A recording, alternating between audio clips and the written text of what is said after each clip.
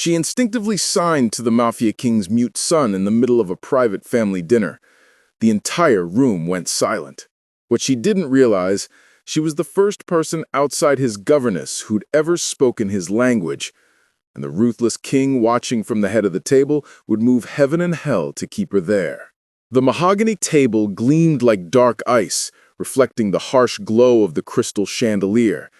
Annette's hands were clammy against the silver carafe as she navigated the hushed room, weaving between men in tailored suits and women dripping with diamonds. 6 months working in the Marshall estate's private dining room, and she still wasn't used to the weight of those cold, calculating eyes tracking her every move. "More water for Mr. Salieri," hissed the head steward, shoving her toward the high table. Annette's pulse quickened. The high table, where Matt C. Marshall sat. She had seen the Mafia King only from a distance, a figure carved from power and violence, with eyes that could end lives with a single glance. Tonight he wore a midnight black suit even at dinner, as if expecting a betrayal to unfold between the antipasto and the main course. But it wasn't the king that made her pause. It was the small boys sitting beside him. Matt Jr. couldn't have been older than 8. While capos laughed and clinked glasses of bourbon around him, the child sat perfectly still, staring at his untouched plate. His dark hair fell across pale cheeks, and his small hands rested in his lap like broken things. No one spoke to him. No one even offered him a glass of water. Annette approached the table, her footsteps silent on the polished marble floor. She reached for the king's empty glass, her movements careful and rehearsed. "Don't make eye contact. Don't speak unless spoken to. Don't—" A bodyguard rushing past knocked her elbow. Time slowed to a crawl. The carafe tilted, the water jug slipped from her grip, spinning through the air in a cascade of silver and crystal. It crashed onto the table directly in front of Matt Jr. Water exploded across the white linen like a flood, splashing across his untouched plate, splashing across his small hands. The entire room went silent. Annette's breath caught. Her training screamed at her to apologize to the king, to bow, to beg forgiveness. But her eyes locked on the boy. He hadn't flinched. He just sat there, frozen, water dripping from his fingers onto his lap, his face a careful mask of nothing. And in that moment, Annette saw something she recognized. The loneliness of a child who'd learned that no reaction was the safest reaction. Her hands moved before her brain could stop them. Instinct, muscle memory from a childhood spent translating for her younger brother before the accident took him. She learned sign language at 12, sitting in hospital waiting rooms and speech therapy offices, watching her mother's face crumble every time Danny tried to speak and couldn't. The signs had been their lifeline, their secret language when the world got too loud and cruel. She hadn't used them in 3 years, not since the funeral. But now, staring at this small boy with water dripping from his pale fingers, those old movements returned like breathing. "Are you okay?" Matt Jr.'s response, yes, was trembling and uncertain. But the follow-up, "you know," carried the weight of a prayer finally answered. Her throat tightened. She opened her mouth to respond, to sign something back, anything to keep that desperate hope in his dark eyes. "Ms. Fricky." The voice sliced through the silence like a blade through silk. Matt C. Marshall hadn't raised his voice. He didn't need to. The room obeyed him on instinct. Annette's hands dropped to her sides, her knees locked. She forced herself to turn toward the head of the table, toward the man whose reputation preceded him like a shadow, the Mafia King who'd built an empire on blood and silence. His face was unreadable. Sharp jaw, cold eyes the color of gunmetal, a mouth that looked like it had forgotten how to smile decades ago. He studied her the way a surgeon studies an incision, clinical, detached, searching for weakness. Step back from the table. She obeyed immediately, her legs shaking. Around the room, conversations resumed in low murmurs, but the tension remained, coiled and ready to strike. A waiter appeared from nowhere to mop up the spilled water with efficient, invisible hands. The head steward materialized at her elbow, his grip tight enough to bruise. The kitchen, now. She let herself be dragged away, but not before she caught one final glimpse of Matt Jr. The boy was staring at his lap again, hands folded, face carefully blank. But his shoulders were curved inward now, collapsing around the brief moment of hope she'd given him. It felt like watching someone drown. The kitchen was chaos, steam and shouting and the clang of pots against industrial steel. The head steward shoved her toward the walk-in cooler, away from curious eyes. "What," he hissed, "were you thinking?" Annette's mind raced. She'd broken protocol. She'd drawn her attention to herself. What had she done, exactly? Signed to a child? "I didn't mean to." "You didn't mean to acknowledge the heir in front of the entire family?" he hissed. "You didn't mean to make a scene?" He was upset. The water. "The boy doesn't speak. He doesn't respond. He doesn't exist at those dinners. Do you understand? That's how it works. That's how it's always worked." And that stomach turned. He's 8 years old. He's a liability. The steward glanced toward the kitchen door, lowering his voice. "And now you are too. Pack your things. You're dismissed." The words hit like a physical blow. Dismissed. 6 months of careful work, of keeping her head down and her rent paid, gone in an instant, because she'd shown kindness to a lonely child. She nodded numbly, untying her apron with shaking fingers. The steward's expression softened fractionally. "For what it's worth, Miss Fricky, you lasted longer than most." He turned to leave, then paused. "Mr. Marshall wants to see you before you go. Wait in the West study. Someone will collect you." Her blood went cold. The Mafia King wanted to see her, alone. That wasn't a dismissal. That was an execution. Annette waited in the West study for 37 minutes. She counted them, watching the grandfather clock in the corner tick away what might be the last half hour of her life. The room smelled of leather and old wood, expensive cigars and something darker. Gun oil, maybe, or blood long since scrubbed from the floorboards. She'd heard the stories, of course. Every servant in the Marshall estate had. The West study was where Matt C. Marshall conducted business, real business, the kind that ended with people disappearing into the New Jersey wetlands. Her hands wouldn't stop shaking.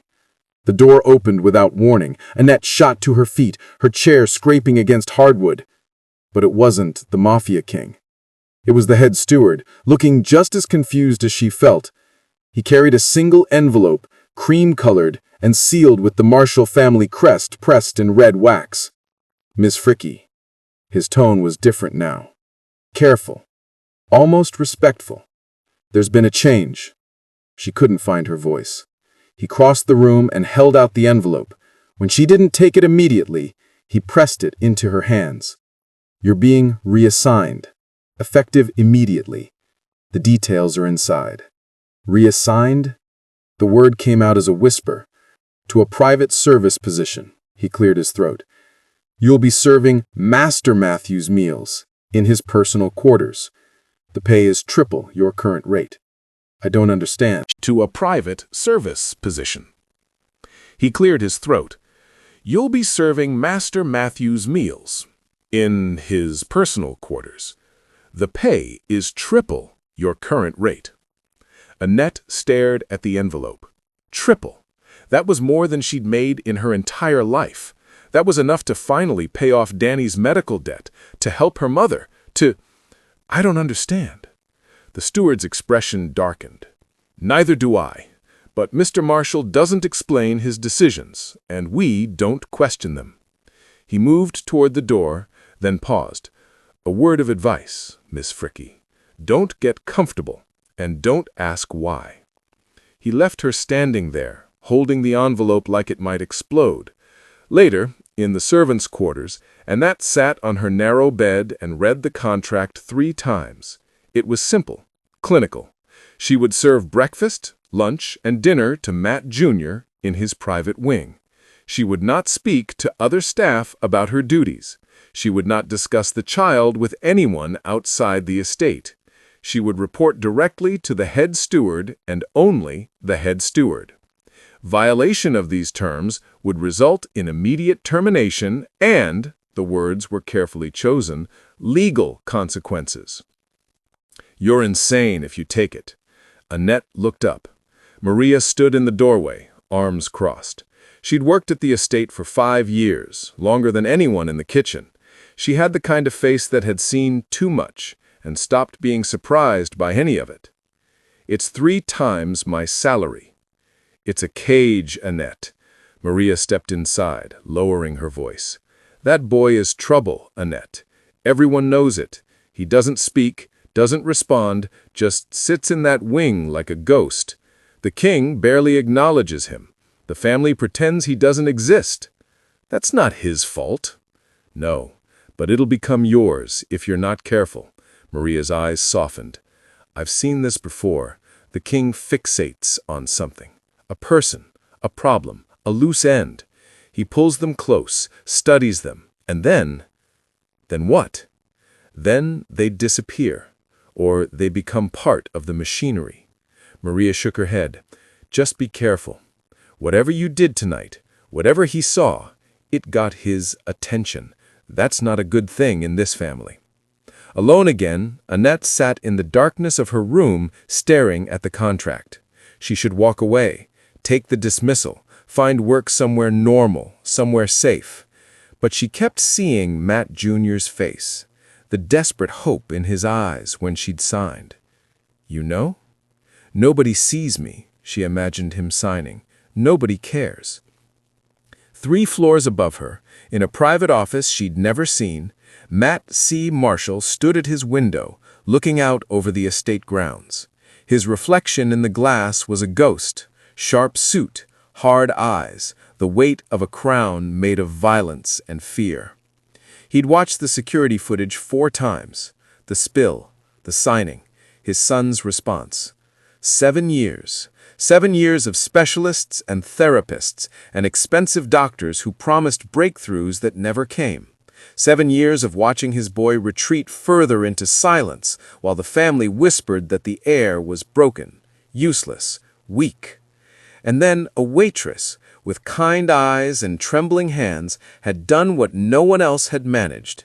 She'd made her son feel seen. Matt's jaw tightened. He pulled out his phone and dialed. "It's done?" he asked when the head steward answered.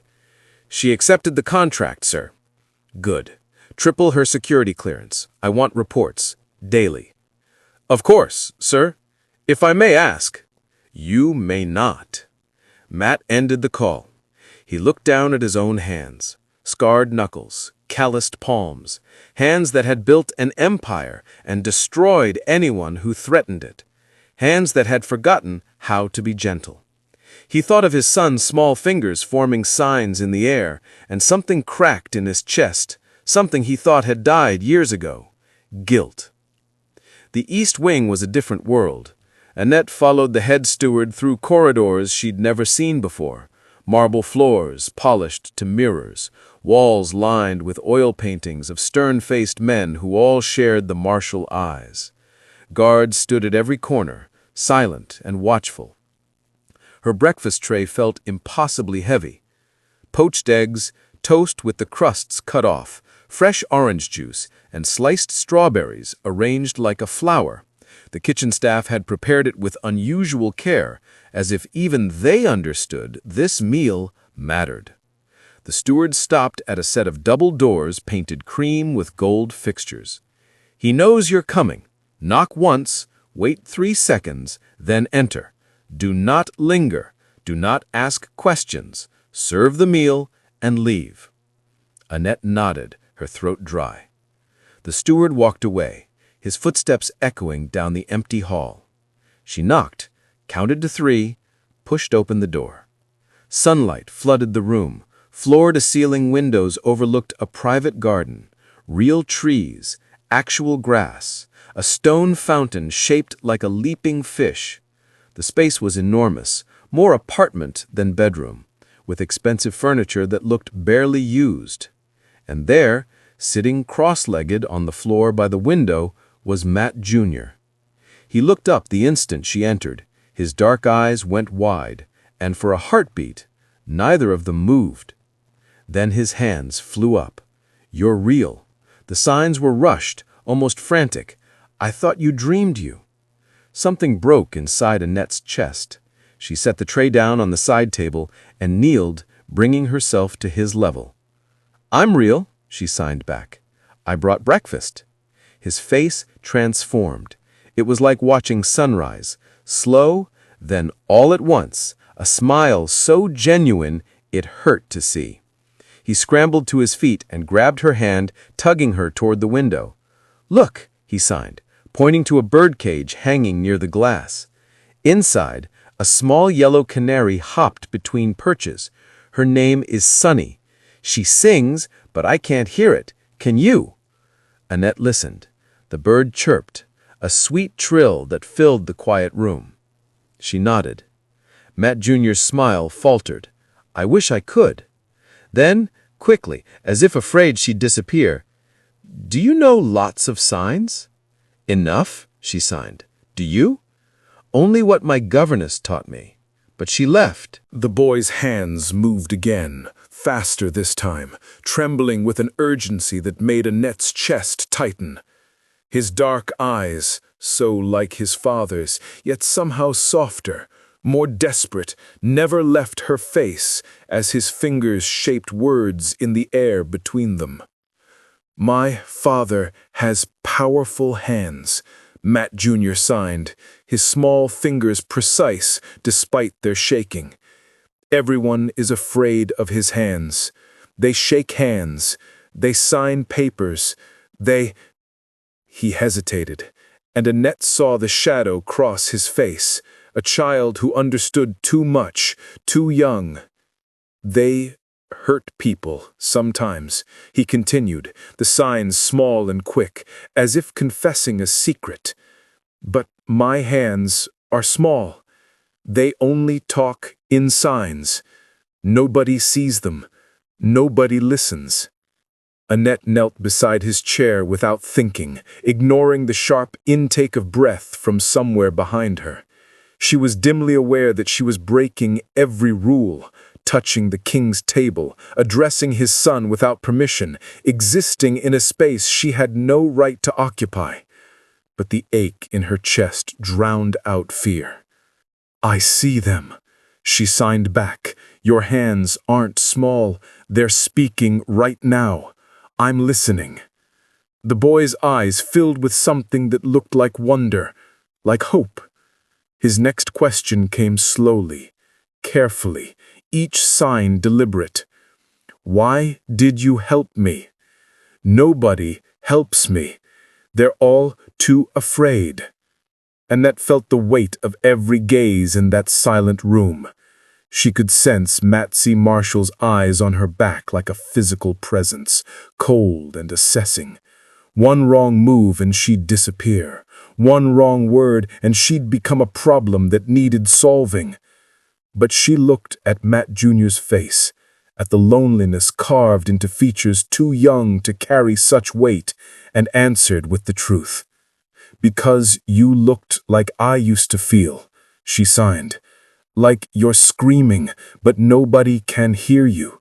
Like you're invisible, even when you're right there." The boy's breath hitched. For a moment, Annette thought he might cry. Instead, his small hands lifted again. "You're the first person who's ever—" "Enough!" The king's voice cut through the room like a blade. Annette's blood turned to ice. She straightened immediately, dropping her hands to her sides, eyes fixed on the water-stained tablecloth. She waited for the order, for the guards to drag her away, for whatever came next. But Matt C. Marshall simply stood, buttoning his suit jacket with precise, controlled movements. "Dinner is concluded. Leave us." The room emptied in seconds, capos and bodyguards flowing out like a deadly tide. Within moments, only 3 people remained: the king, his son, and the waitress who had just committed an unforgivable breach of protocol. Through the tall windows, headlights swept across the courtyard. A black car, sleek, bulletproof, worth more than Annette would earn in 10 lifetimes, pulled up to the entrance. But Matsy Marshall didn't move toward it. He stood at the window, one hand resting against the frame, watching something in the courtyard below. Annette risked a glance at Matt Jr. The boy was watching his father with an expression she couldn't quite read. Fear? Hope? Something in between? The king remained there for a long moment, a silhouette against the night. Then, without a word, he turned and walked out. The car pulled away minutes later, leaving only silence and the lingering question of what came next. The estate breathed differently when the men were gone. Annette had learned to read the rhythms of violence, the sudden stillness before a convoy departed, the way bodyguards checked their weapons with mechanical precision, the tight-lipped silence of the housekeepers who knew better than to ask questions. Tonight, the marble halls echoed with absence. A meeting, the head steward had said, his voice flat and final, which meant the king and his capos had descended into whatever blood-soaked business kept their empire thriving, which meant for a few stolen hours the estate belonged to ghosts and shadows, and to a small boy who'd been waiting for exactly this moment. Matt Jr. appeared at the servant's entrance like a whisper. His small hand shot out, fingers moving in rapid, eager bursts. "Come, I want to show you something." Annette glanced over her shoulder. The kitchen staff had vanished into their quarters, exhausted from serving the pre-departure meal. The hallways stretched empty and silent. Every instinct screamed that following the Mafia King's son deeper into the forbidden heart of the estate was suicide. But Matt Jr. was already tugging at her sleeve, and the desperate hope in his expression shattered every rule she'd ever learned about survival. The study existed behind a door Annette had been explicitly warned never to approach. Matt Jr. pushed it open without hesitation, revealing a cathedral of knowledge and power. Floor-to-ceiling bookshelves lined 3 walls, stuffed with leather-bound volumes that smelled of tobacco and old secrets. A massive oak desk dominated the center, its surface covered with maps, marked with red pins and handwritten notes in the king's brutal, precise script. The 4th wall was pure glass, overlooking the estate's darkened gardens like a predator surveying its territory. Annette's breath caught. "We shouldn't be here." Matt Jr. turned, signing with fierce determination. "He's gone. He won't know." But the room knew. Every object whispered of Matsy Marshall's presence, the half-empty bourbon glass, the gold pen resting at a perfect angle, the leather chair still indented from his weight. This wasn't just a study.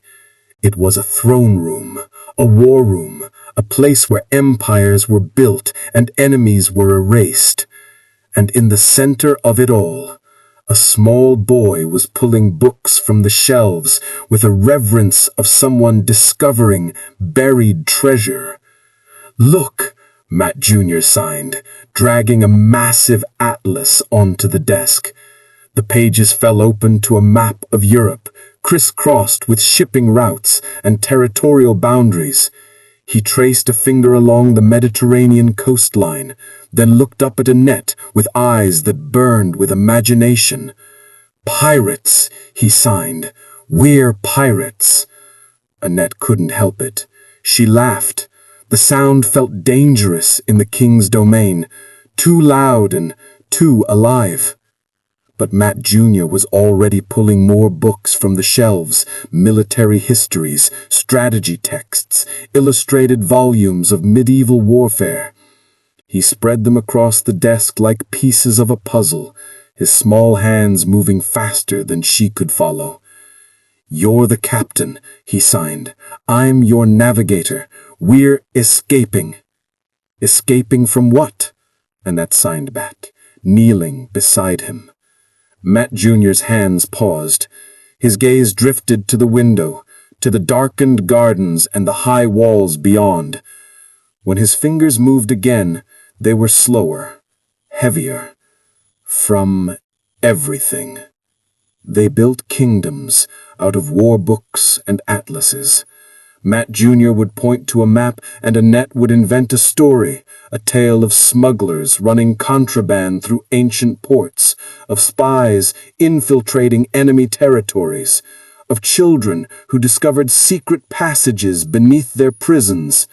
Her hands flew through the air, shaping words and worlds, and for the first time since arriving at the estate, she felt something other than fear. She felt necessary. The boy devoured every story like a starving thing. He would add his own twists, signing elaborate battle strategies he'd clearly learned from watching his father, then undermining them with impossible escapes involving hot air balloons and trained dolphins. They used the king's maps to chart imaginary voyages, marking X's where treasure was buried, drawing sea monsters in the margins with stolen pens. The study transformed. No longer a temple of violence, it became their sanctuary, a place where a mute boy and a terrified waitress could speak the same language without fear of judgment or correction, where for a few stolen hours they could both escape the weight of the martial name. Annette knew it couldn't last. Every creak of the floorboard sent her heart racing. Every distant sound made her imagine the king's return, his cold eyes discovering the desecration of his private domain, his wrath falling on her like a guillotine blade. But Matt Jr. seemed to exist outside of time, lost in their stories, his laughter silent, but so bright it lit the shadows. When headlights finally swept across the garden, they both froze. "They're back," Annette signed, her hands trembling. Matt Jr. grabbed her wrist, his grip surprisingly strong. "Tomorrow?" She should have said no, should have told him this was madness, that they'd already pushed their luck too far. That the hope in his eyes was a language she couldn't refuse. "Tomorrow," she signed back, and watched as the boy who lived in silence smiled like someone who'd just been given the world. They didn't hear him enter. That was the thing about Matt C. Marshall. He moved through his own estate like death itself, silent and inevitable. One moment, Annette and Matt Jr. were hunched over a map of the Caribbean, her hands spinning a tale of merchant ships and hidden coves. And the next, the temperature in the study dropped 10 degrees. Matt Jr. saw him first. The boy's hands froze mid-sign, his face draining of color so quickly Annette thought he might faint. She followed his gaze to the doorway and felt her heart stop. The king stood in the threshold like a figure carved from midnight. His suit jacket was gone, his shirt sleeves rolled to his elbows, revealing forearms corded with muscle and old scars. His tie hung loose around his neck. But it was his eyes that paralyzed her. Those cold, calculating eyes that had watched her sign to his son 3 weeks ago and hadn't let her leave the estate since. Annette's mouth went dry. "We're dead. We're both dead." The king's gaze swept across the study with the precision of a man cataloging evidence at a crime scene. The books scattered across his desk, the maps marked with their childish X's and sea monsters, the stolen pens, his son's guilty, terrified expression. And Annette, frozen on her knees beside the boy, her hands still suspended in the air mid-story. For 3 endless heartbeats, no one moved. The study felt like a courtroom awaiting a death sentence. Annette wanted to apologize, to explain, to beg, but her voice had abandoned her, trapped somewhere between her racing heart and her paralyzed lungs. Matt Jr.'s small hand found hers beneath the desk. His fingers trembled. The king's eyes tracked the movement. Something flickered across his face, too fast to name, too dangerous to hope for. Then he stepped into the room, and Annette flapped every muscle in her body prepared to run, even though she knew running from Matt C. Marshall was like running from a bullet already fired. He didn't look at her. That was somehow worse. The king crossed the study with measured steps, his shoes silent on the Persian rug, his presence filling the space like smoke filling a sealed room. He stopped in front of his son's chair. Matt Jr. shrank back, his hand gripping Annette's tighter, his breath coming in shallow gasps. Please, Annette thought desperately. He's just a child. Punish me, not him. But the king did something Annette had never seen before.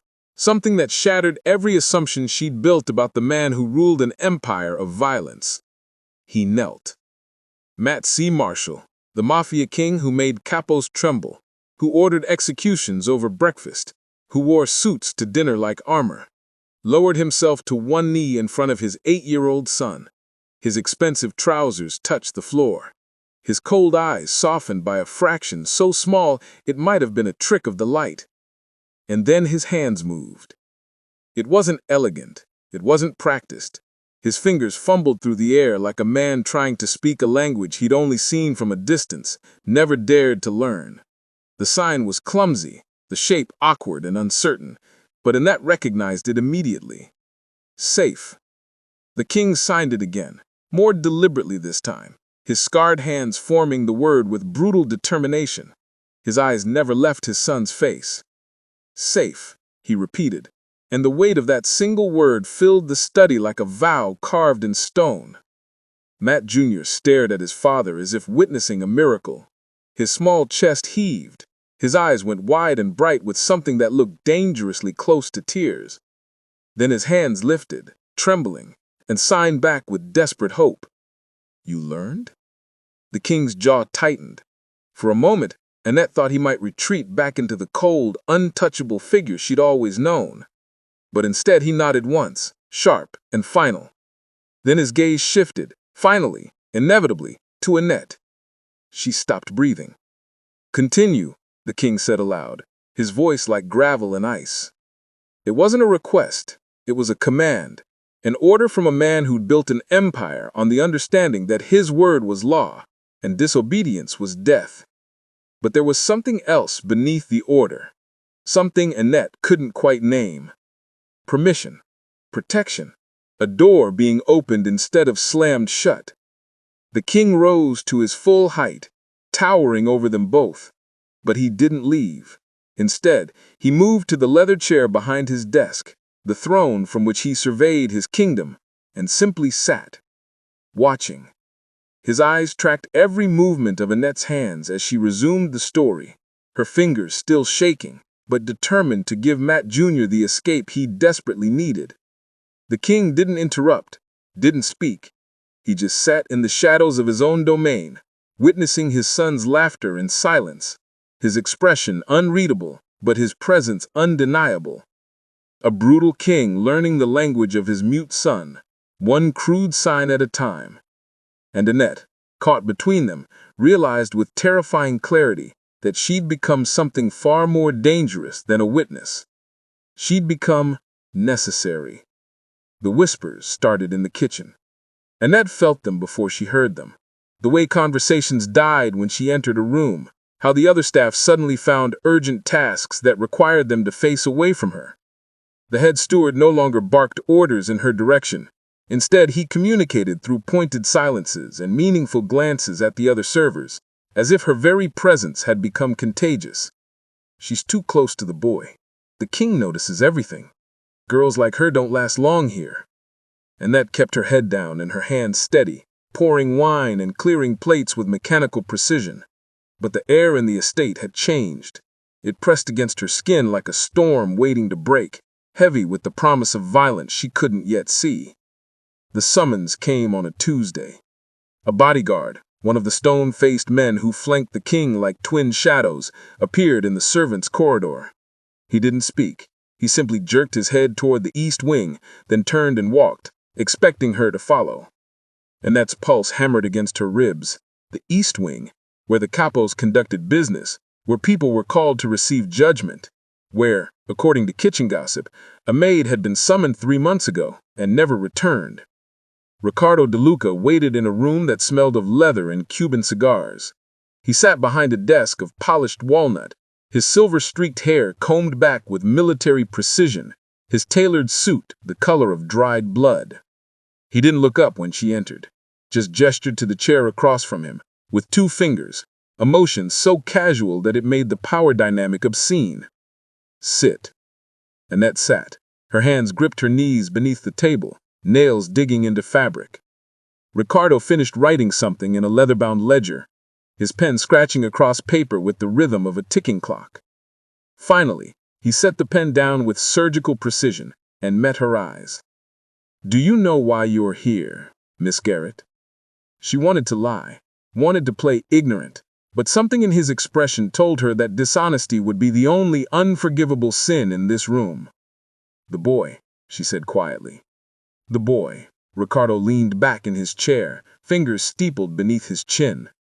Matt Jr., the king's son, the heir to an empire built on fear and respect. A child who cannot speak. He paused, letting the weight of those words settle. Ricardo returned to his desk, sliding a manila envelope across its surface toward her.